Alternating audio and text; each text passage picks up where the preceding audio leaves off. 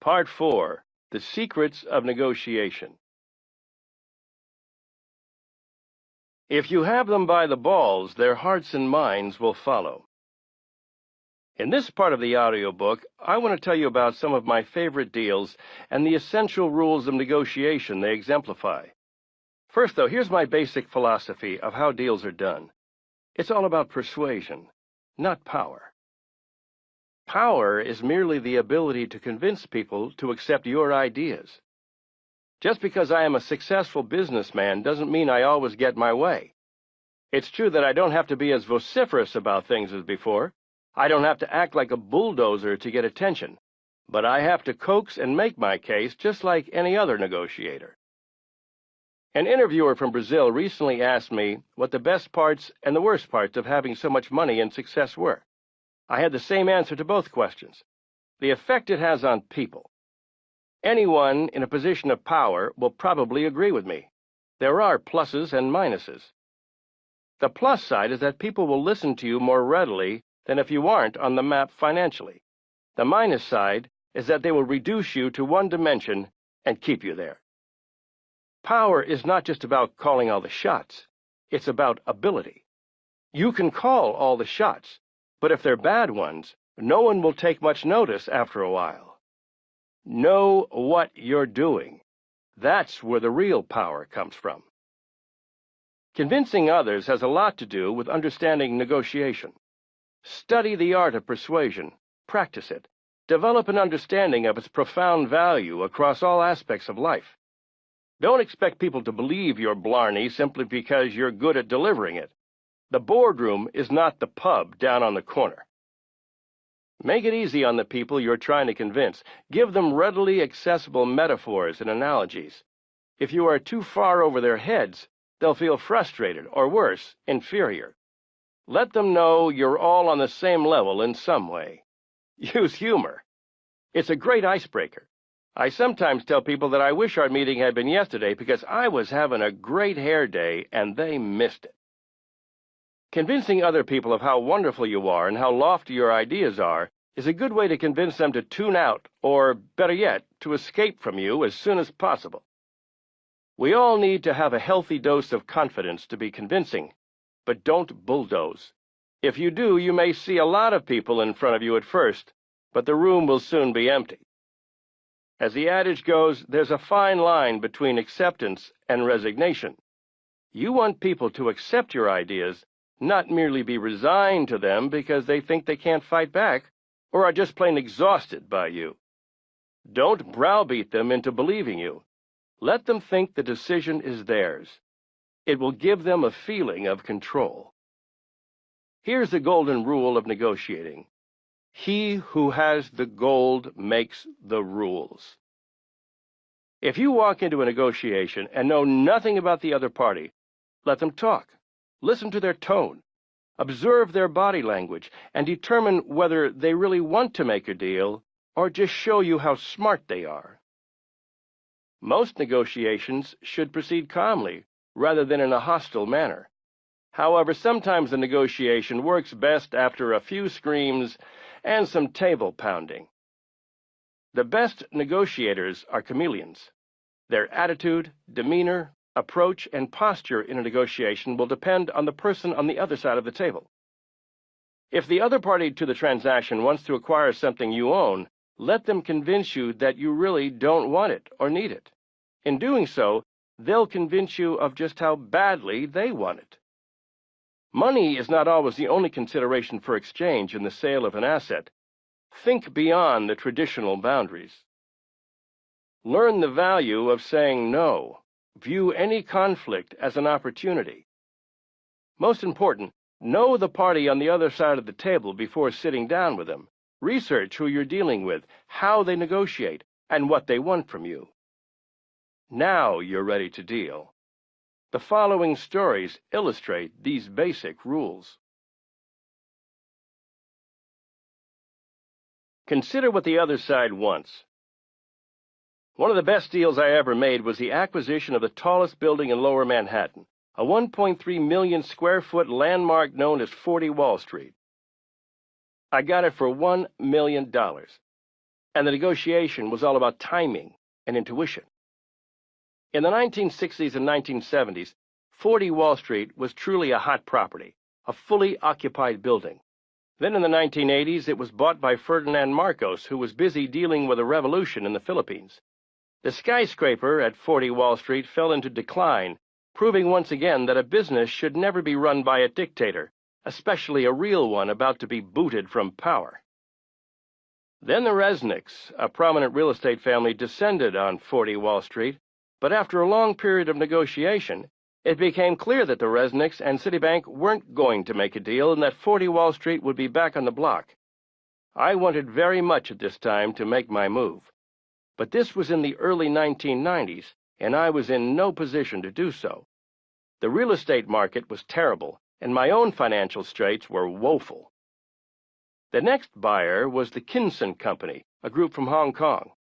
They made a great deal, and after the purchase was complete, I requested a meeting with them to discuss a possible partnership. They weren't interested in a partnership, but they did want to make 40 Wall Street the downtown equivalent of Trump Tower, including a public atrium. It sounded like a beautiful idea. However, what they would do with the steel columns that supported a 72-story building never seemed to enter their minds. I was dumbfounded. As you can probably guess, the Kinson Group proved to be relatively clueless about renovating, running, and leasing out a New York City skyscraper. They weren't in the real estate business to begin with. They were mostly in apparel, and they were in way over their heads. They poured tens of millions of dollars into the building, but were getting nowhere. They had problems with tenants, contractors, suppliers, architects, even the owners of the land, a prominent family from Germany, the Hindenburgs. Eventually, Kinson won it out, and they called me. It was now 1995, and the market still wasn't so good. Kinson had every reason to want to get out, and they wanted to do it quickly and quietly. So the negotiations began with me offering them $1 million in addition to assuming and negotiating their liens. I also made the deal subject to a restructured ground lease with the Hindenburg family. They accepted my terms without question. Why? Because they wanted out, and fast. They knew it, and I knew it. And because I knew it, the negotiation was easy. There was another crucial aspect to this deal, which proves the importance of knowing what the other side wants. All of the prior leaseholders had dealt with the agent of the Hindenburg family. The agent insisted on increasing the rent and raised other financial obstacles that he said the owner insisted upon. I had to see for myself what the Hindenburgs wanted. Was it money or something else? If you want the truth, go to the source and skip the translation by the intermediary. I flew to Germany with Bernie Diamond, my general counsel, for a face-to-face meeting with the owner, who seemed impressed by the fact that I would travel across the Atlantic to see him. I learned that what he really wanted was peace of mind in connection with his ownership of the land, but all he was getting was aggravation and litigation. I told him I would agree to turn the present disaster into a first-class office building if he would forgo all rent during the renovation period and revise the lease to permit rental to quality subtenants and bank financing for part of the building improvements. He agreed, and it was the first of many instances that confirmed my belief that Walter Christian and Walter Hindenburg, Jr. are among the finest people with whom I've ever done business. Very soon after acquiring 40 Wall Street, the markets turned for the better, and the downtown area experienced a renaissance in terms of both commercial and residential properties and developments. I make a great deal of money from 40 Wall Street. Aside from owning the most beautiful building in Lower Manhattan, I have the added attraction of owning a particularly lucrative one, all because I watched the property carefully for decades, waiting for my moment, and knew what the other side was thinking. Be reasonable and flexible. A good negotiator must be flexible to be successful. When I bought 40 Wall Street, it was virtually vacant. I told the existing leasing broker, a friend of mine, that I was going to renovate the building and get tenants. I offered him the chance to be my exclusive rental agent. The broker had been the agent for the previous owners of the building, who had been having big problems getting tenants. He was so sure I would fail that he said he would take the job only if I would pay him a retainer of $60,000 per month starting immediately. He said he would deduct his future commission from that guaranteed fee. His offer was impossible for me to accept. I owned a vacant building with existing losses, and the broker who had been unable to produce in the past was asking me to pay cash up front. I told the broker that his offer showed a total lack of faith in my ability to be successful. A broker getting paid without producing a tenant was unheard of. The broker remained inflexible in his position. We parted company. I hired another high-quality broker who willingly accepted the opportunity on the usual terms: no lease, no commission. I renovated the building. The broker made millions in commissions in the next 2 years. The original broker's inflexibility cost him a small fortune. Plus, he lost any future business from me. Trust your instincts. When I took over 40 Wall Street, my associate, Abe Wallach, who orchestrated the purchase, was certain that the only viable solution was to convert the building to a residential cooperative apartment house. His reasoning made sense, given the depressed market for office tenants and the incentives the city was giving for residential development downtown. All of the real estate brokers shared his view that leasing to office tenants wasn't feasible. They said the floor sizes were either too small or too large for renting. They complained that the lobby, elevators, and building systems required extensive renovations with questionable results. I was leery of their recommendation because the cost of residential conversion was high, plus the 5 floors occupied by a law firm would have to be bought out for megabucks, and that would screw up any construction timetable. My instincts told me the building could become the prime office location it once had been, and that there had to be a way to make it work. I asked George Ross to see whether he could devise a workable scenario, and he came up with an interesting new approach. He suggested we envision the 1.3 million square foot building as 3 separate structures on top of each other. The top 400,000 square foot tower had small floors with spectacular views, and he was convinced it would quickly be rented to boutique tenants who would pay higher rent for the prestige of being a full-floor user on a high floor. The middle 300,000 square feet could be rented for less per square foot, but those rents would still more than cover the purchase price and the cost of renovation. The bottom 400,000 square feet might be tougher to rent, but even if those floors were completely empty, the building would still be profitable, assuming our projections about renting the top 700,000 square feet were correct. Emboldened by George's plan, I discarded the idea of residential conversion and relied on our construction expertise to turn 40 Wall Street into a successful office building.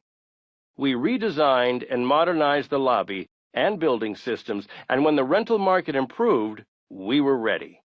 Now the building is worth hundreds of times what I paid for it. I guess my instincts were right. Know exactly what you want, and keep it to yourself. If you're careful about what you reveal, you'll have more flexibility as you gather more information about the contours of the deal. In order to complete Trump Tower as I envisioned it, it was necessary for me to control an adjoining site on 57th Street owned by Leonard Kendall and leased to Bonwit Teller, a dying department store chain. Len Kendall was a shrewd real estate developer whose ultimate desire was to own land in strategic locations forever. I tried to gain a long-term lease, but Kendall was asking for too much in rent, and we were stalled. Meanwhile, during negotiations to buy air rights from the adjoining Tiffany store, which would allow me to build a larger Trump Tower, I learned that Tiffany also had an option to buy the Kendall property at a fair market price. This was news to me, and a crucial piece of information. But I didn't let anyone know how important that news was to me. I led Tiffany to believe I was interested only in air rights, without calling any special attention to their option to buy the Kendall property. They sold me their air rights and basically threw in the option as part of the deal. Then I told Len Kendall that I was no longer interested in a lease on the land. I was going to buy it, using the Tiffany option. Kendall didn't want to sell, and I really didn't want to buy. With my new leverage, I suggested reconsideration of a long-term lease. This time, Kendall agreed, and we quickly closed on a mutually acceptable lease, beginning a friendship that continues to flourish with his heirs. Don't be confined by your expectations. Sometimes what we think we want and what we actually want are two different things. On more than several occasions, I have discovered in the middle of negotiations that what I had wanted was the wrong thing. Sometimes my negotiating partners have given me ideas I hadn't thought of. Even adversaries have given me new ideas. Sometimes a big question suddenly comes into my mind, and I begin to think in a new direction. Cut yourself some slack. It's okay to change your mind and suggest a different approach, as long as you haven't made any commitments to the other side. Some people, while admitting I'm a good negotiator, have said I'm devious.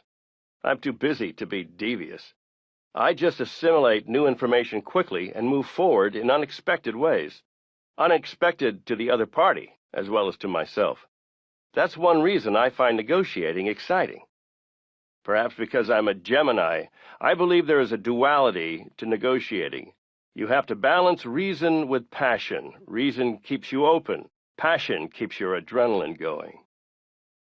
Before you begin any negotiation, write down your objectives. Then try to anticipate what the other side might want. Find a way of talking about the deal and setting up parameters that will keep either of you from getting locked into an impossible position. Know what you want, bottom line, but keep it to yourself until a strategically necessary moment. Once all of the issues are on the table, you'll have a better approach to navigating your way to your desired solution. Make sure both sides come out winning. In The Art of the Deal, I described how I acquired the Hilton property in Atlantic City, now known as Trump Marina, for $320 million. It was the biggest gamble of my career at the time, and became front-page news because the property was also sought by Steve Wynn, the largest casino owner in Las Vegas, who launched a hostile takeover bid before Hilton chose me as its white knight. I like all of my Atlantic City hotels, but Trump Marina is where I prefer to stay when I'm in town because acquiring this property was a victory to savor. It reminds me of an essential negotiating skill. Let everyone come out a winner. There was no rancor in this triumph. There was drama, however, especially when Steve Wynn got involved. It became a competition of heavy hitters, and I loved every minute of it. I'll bet Steve did, too. To this day, we are good friends. Interestingly enough, we are now both fodder for an HBO movie in development about Atlantic City. I got a copy of the script, and it takes plenty of shots at me and Steve. It is highly inaccurate. Steve, in essence, provided a catalyst for both the Hiltons and myself to get what we wanted. Was Steve the loser? No. I got the property I wanted, but Steve is thriving. The battle of the property enlarged his reputation and probably helped him move on to even bigger deals. If the HBO movie ever makes it to the small screen, don't believe what you see. You'll get a better view of reality from other TV shows on the air. In a good negotiation, all sides win. Let your guard down, but only on purpose. Offer a calculated nugget of information or a provocative opinion to see what the reaction is. If you say something seemingly off the cuff, you may get a revealing response. I might make an outrageous comment in a meeting just to see whether the other people play along or take a stand and disagree. It's a good way of assessing the mettle of the folks across the table. Do they want to be liked? Are they comfortable with unpredictability? Are they capable of candor? Know that your negotiating partner might bluff too, but when it comes to serious endeavors, you don't want bluffers of any sort. Study the person's history. I'm always surprised when newcomers to the real estate industry think that talking big and fast will get them somewhere with me. Construction of a big building is painstaking work, and that's the kind of person I want doing it. Someone who will take the time to do it right. I don't want people who think they can get it done in record time. That can spell disaster. I remember one contractor who tried every angle to convince me how fast he was. His time estimates were so far off that I couldn't take him seriously, but I let him keep trying to pitch me just to find out how full of it he really was. He must have thought he caught me on a bad day or with my guard down, but my guard wasn't down. I was just incredulous. Finally, I told the guy that what he was saying was exactly what I never wanted to hear. He was the first person whose bid was ruled out. Being stubborn is often an asset. My first big deal in 1974 involved the old Commodore Hotel site near Grand Central Station on 42nd Street in New York City. The hotel was vacant except for a sleazy club called Plato's Retreat and some run-down street-level stores. The land was owned by the Penn Central Railroad, which was bankrupt and owed New York City $15 million in back taxes that the city desperately needed. The city was about to default on its bonds, and banks would not consider real estate loans in Manhattan. My idea was to transform the Commodore into a state-of-the-art hotel. I had a 6-point plan. Number 1, buy the land from the railroad. Number 2, induce the railroad to use the purchase price to pay the city of New York the back taxes it owed. Number 3, convince the New York State Agency with the power of eminent domain to accept a deed to the land to condemn all existing leases. Number 4, persuade the city to accept a fixed rental and a share of the profits in lieu of taxes. Number 5, find a big hotel operator to join me in the project since I had no hotel experience. Number 6, convince a bank to loan me $80 million to build the hotel. When I first told my lawyer, George Ross, of my plans, he told me I was crazy to attempt something so bold in such a bad economic environment. I told him I was determined to get it done. He agreed to help. For 2 years, I stuck to my guns. Eventually, it paid off. The railroad sold me the land for $12 million and used the money to pay the city its back taxes. The Urban Development Corporation accepted the deed to the land and agreed to condemn all existing leases, provided I would pay all damages to the displaced tenants. The city agreed to the lease from UDC with a fixed rent and a share of the profits. Hyatt became my partner in the deal and funded half of it. I got a loan from the Bowery Savings Bank to cover the cost of acquisition and construction. The hotel became the Grand Hyatt. The fact that I was stubborn and had achieved a result others deemed impossible jump-started my career as a developer.